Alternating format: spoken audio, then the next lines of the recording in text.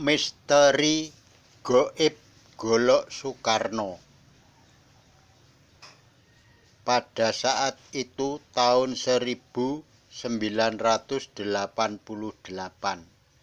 saya ditemui seorang tua berbaju putih. Dia menamakan diri saya itu adalah gaib daripada Golok Soekarno. Kalau kamu mau ketemu saya, kamu datanglah ke tempat meditasi Bung Karno. Setelah itu saya datang ke sono. Ada semacam golok tahu-tahu masuk di punggung saya. Setelah itu muncul di depan saya orang tua berbaju putih.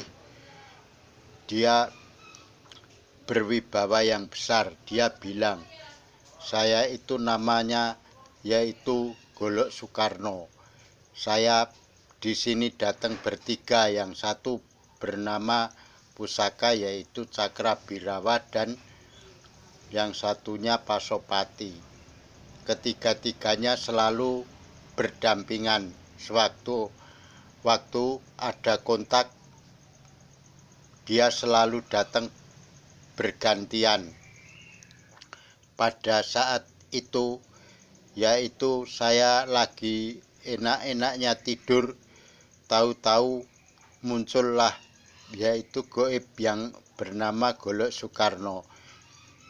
Dia bilang sama orang yang mau menyerang saya, kamu hilang kekuatan kamu. Terus orang itu tahu-tahu sudah terkulai lemas. Kamu mau berbuat jahat, kamu tidak bisa begitu. Kamu semua kekuatan kamu udah hilang. Kamu harus pergi dari sini. Setelah itu orang tersebut langsung pergi meninggalkan tempat saya. Itu terjadi sekitar tahun 2010. Setelah itu ada kejadian juga yang aneh-aneh. Waktu itu masih bekerja sebagai penebang pohon resan yang besar-besar. Semua gaib yang ada di pohon itu sudah mengenal saya semua. Jadi dia udah ngerti kalau itu di punggung saya ada yang itu namanya gaib tiga-tiganya tadi.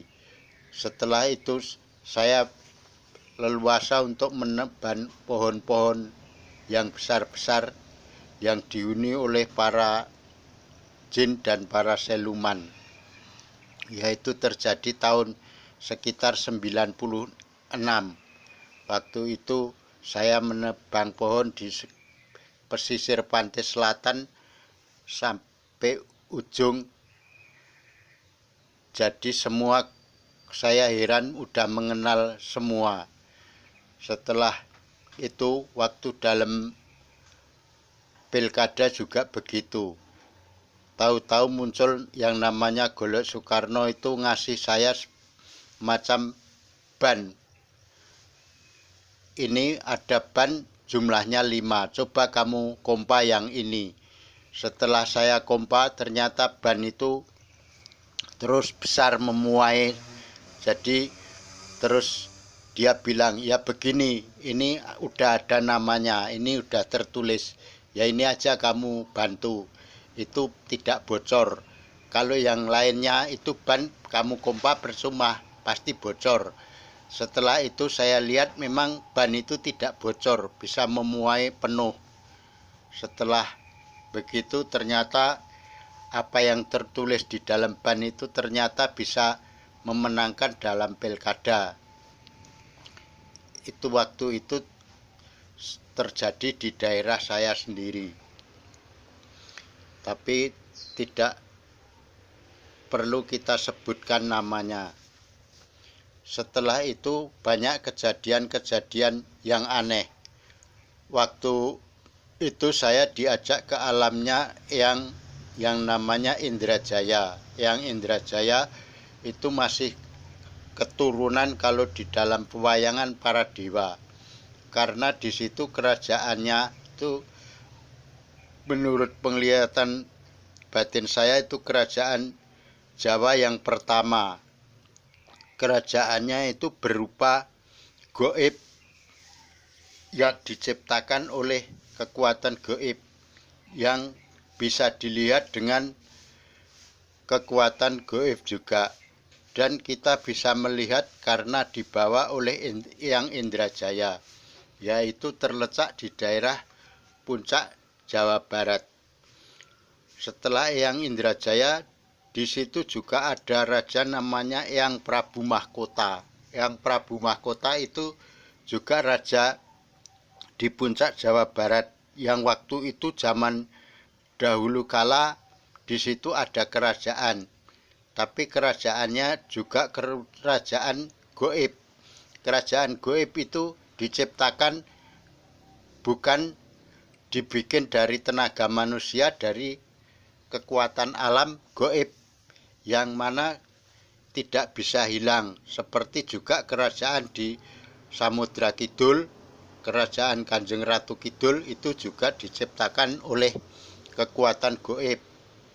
Juga kerajaan penguasa laut selatan yang Baruno itu juga diciptakan oleh kekuatan gaib.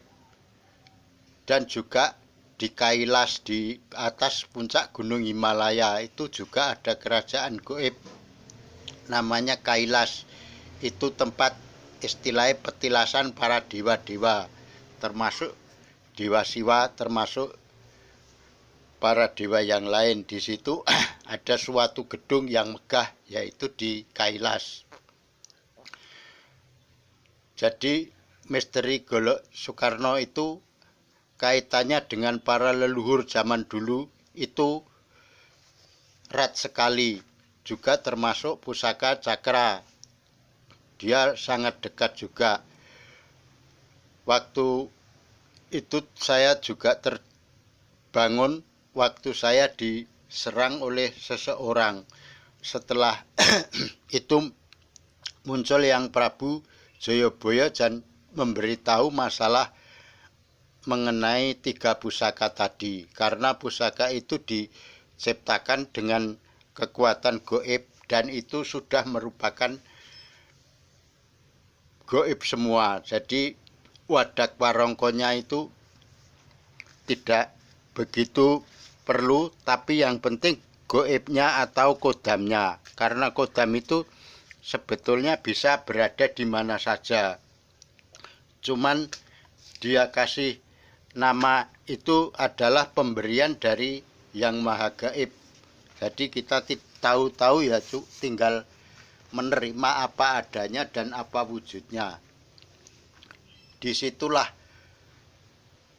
kekuatan gaib yang dimiliki oleh Golok Soekarno, Cakra, dan juga Pasopati. Tiga-tiganya itu mempunyai daya mistik yang tinggi.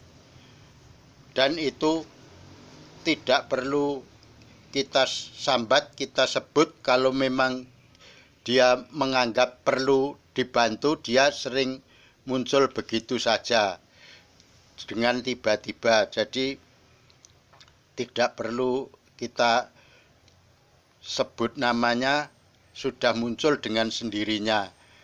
Karena itu pemberian alam, saya tidak bisa menolak. Karena itu sudah kehendak dari alam, karena alam itu memanggil saya waktu itu, yaitu lewat penguasa gaib yang ada di daerah puncak Jawa Barat. Begitulah pengalaman saya mengenai gaib yang bermisteri, yaitu namanya Golok Soekarno dan Cokrobirowo serta Pasopati. Itulah 3 pusaka milik para leluhur zaman dahulu yang turun-temurun sampai sekarang masih berada di sekeliling kita. Dan begitulah pengalaman saya mengenai misteri itu. Sekian cerita pengalaman saya, mudah-mudahan tayangan saya ini bisa mendapatkan respon dari para pemirsa. Semoga bisa bermanfaat bagi pemirsa, dan jangan lupa berikan subscribe untuk tayangan saya ini untuk memperbaiki tayangan saya berikutnya. Terima kasih.